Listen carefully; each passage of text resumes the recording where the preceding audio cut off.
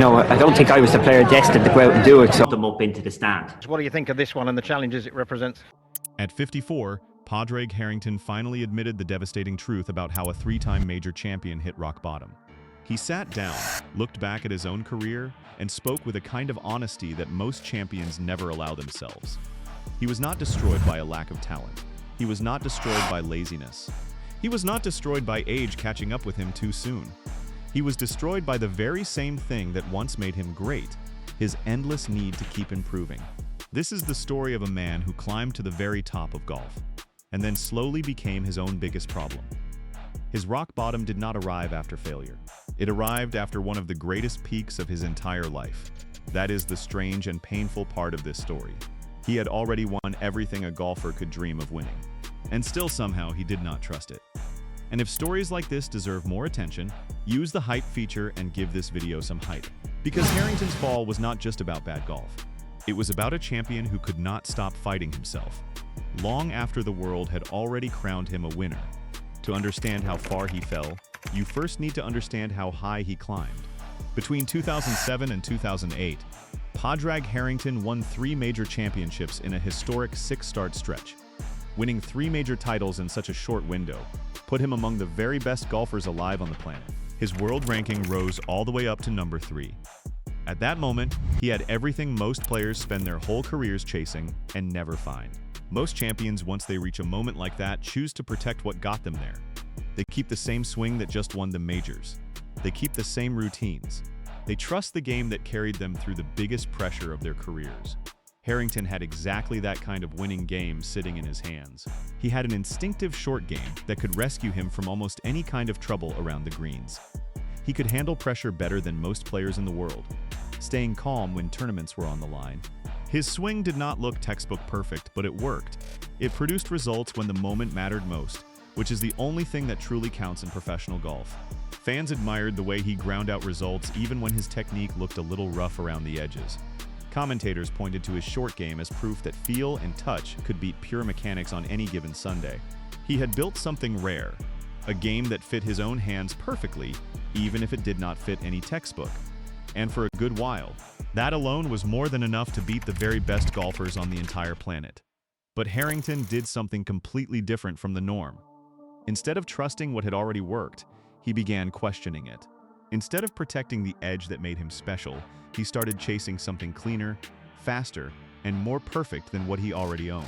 That single choice became the first wrong turn in this entire story, a quiet decision that would eventually cost him years of his career. After the 2008 PGA Championship, Harrington made the decision that would change everything that followed. He chose to rebuild his own swing from the ground up. He feared standing still more than he feared anything else. In his mind, standing still simply meant moving backward, falling behind players who were hungry to catch him. He believed that if he stopped improving, even for a short while, other players would eventually catch up and pass him by completely. He thought he still needed to get better, even though he had just become a 3-time major champion at the peak of his sport. He wanted a swing that felt more perfect, more repeatable, and more built to survive any kind of pressure. One that could not be shaken by nerves or by weather or by a tight leaderboard on a Sunday afternoon. So he began chasing more club head speed. He began chasing tighter control of the club face through impact. He began chasing a swing path that looked cleaner and more textbook to the eye. Slowly, without fully realizing it, his focus shifted away from scoring and toward mechanics, away from winning tournaments and toward building something that merely looked more perfect. This was not simply hard work anymore. It became obsession. His old game had been instinctive and built entirely on feel. He knew exactly how to hit a shot without overthinking a single part of the process. But now, for the first time in his career, he started thinking hard about things his body already knew how to do naturally. He was taking a skill that used to run purely on instinct and trying to control it consciously. Piece by piece, thought by thought. The more he thought about each small movement inside his swing, the less natural that swing became. And that is exactly where his dominance started to disappear. It did not fade away slowly over several seasons. It vanished almost overnight, like a light suddenly switched off. After winning 3 majors in such a short and remarkable stretch, Harrington went years without another PGA Tour victory. His results kept getting worse with every passing season. He missed cuts that he once would have breezed through without a second thought. His finishes became painful for fans and commentators alike to watch. His world ranking, once as high as number 3 in the entire world, fell all the way outside the top 300. He lost belief in his own game, the same game that had once made him nearly unbeatable. This was not simply bad luck arriving at the wrong time. This was the direct cost of tearing apart something that had already worked so well for so long. He was still practicing every single day, often for hours at a time. He was still trying just as hard as he ever had, if not harder. But the harder he searched for that perfect swing, the more lost he became inside his own process. Every session on the range turned into another attempt to find a feeling that kept slipping further and further away from him. Hours turned into whole days, and whole days turned into whole seasons, all spent chasing a version of his swing that never fully arrived. The harder he worked, the further away the answer seemed to move, as if it were always waiting patiently just beyond his very next attempt. Harrington later admitted something that reveals just how deep this problem truly went. He said he became addicted to changing his golf swing, using that exact word to describe it. It was not a short phase, it was not a brief experiment he could easily walk away from. It became a habit he could not stop, even when it was clearly and obviously hurting him in every tournament he played. His wife Caroline could see it happening. His caddy, Ronan Flood, could see it too. His sports psychologist, the well-known Bob Rotella, could see it just as clearly. Eventually, the three of them staged what Harrington himself later described as an intervention, an honest attempt to convince him to finally stop endlessly tinkering with his own game. Think carefully about how serious that moment truly was. The people closest to him, the people who understood him better than anyone else on earth, felt they had no choice but to step in and say enough. He was no longer simply rebuilding his swing. He was spiraling downward, further and further from the player he used to be. Harrington openly admitted that perfectionism had become his single biggest enemy. He wanted the perfect swing so badly that the chase itself began hurting his confidence far more than any bad shot ever could. Every time he believed he had finally found an answer, a brand new doubt would appear right behind it, waiting patiently. He believed one more small fix would finally solve everything for good.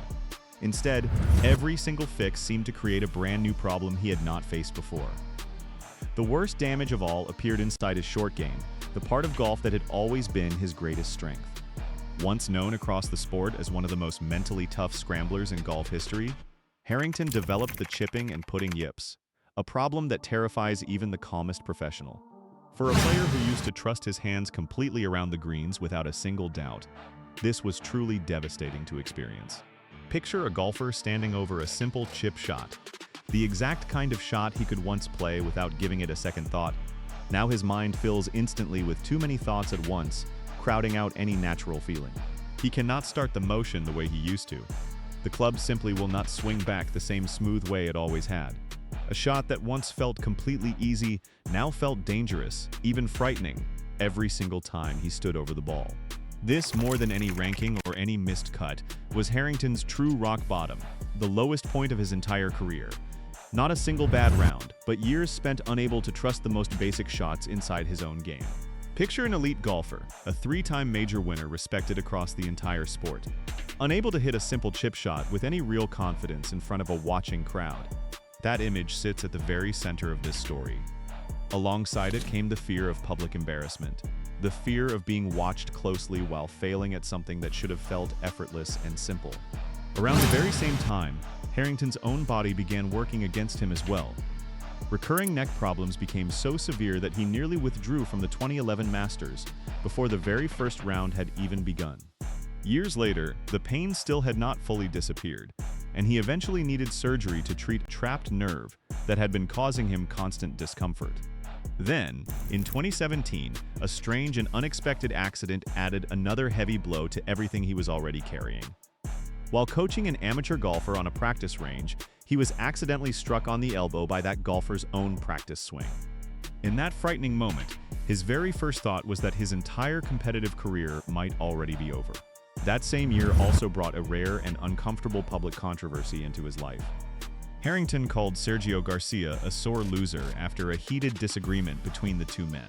They later reconciled and moved past the incident completely. But the moment still stood out sharply at the time because Harrington had always been seen across the sport as one of golf's true gentlemen.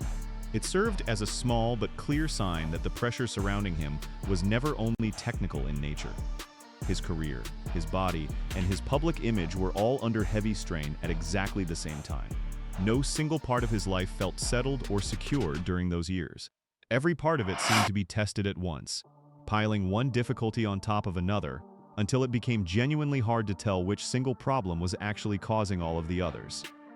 Through everything he faced during those difficult years, Harrington eventually admitted that his struggle had always been more mental than physical. He dealt with genuine burnout. He dealt with constant, gnawing self-doubt that followed him from tournament to tournament. He overthought nearly every part of his game, from his grip to his stance to his simple follow-through on the smallest shots.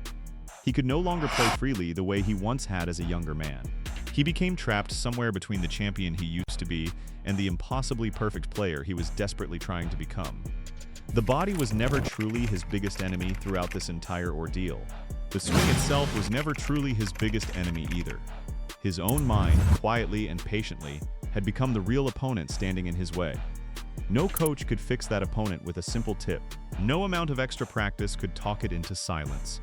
Only a genuine, honest change in thinking, built slowly over real time, would ever be enough to finally beat it. Recovery did not come from finally discovering the perfect swing he had spent so many years chasing without success. It came instead from changing the way he thought about his own game entirely. Harrington went back to working closely with Bob Rotella, rebuilding a relationship that had once tried to save him from himself. Together, they shifted his approach away from what is often called a practice mindset and towards something very different, known as a playing mindset. A practice mindset means judging every single movement, analyzing it constantly, criticizing it, trying to correct it before the very next attempt even begins. A playing mindset means something completely different from all of that. It simply means picking a target and hitting the shot. Trusting the many years of skill already built quietly into his own hands, rather than second-guessing every single muscle involved long before the club had even started to move. Harrington had to learn how to accept bad shots without letting them completely destroy his confidence afterward. He had to stop attaching his entire sense of self-worth to every single swing he made on the course. He had to stop trying to erase every small imperfection hiding inside his technique. Slowly, patiently, he had to learn how to play with far more freedom instead of constant, tightening control. That lesson arrived only after years of damage that, looking back now, may never have needed to happen at all in the first place. After turning 50 years old, Harrington finally found a new stage on which to rebuild his career, the PGA Tour Champions. Instead of quietly fading away into retirement like so many players before him, he discovered a completely new version of himself out on that stage. He stopped chasing a beautiful-looking swing and started focusing purely on ball speed instead. A far simpler and more honest target. He returned to a more natural, athletic way of moving through the golf ball, letting his body work the way it always wanted to, instead of forcing it into a shape it never truly belonged in.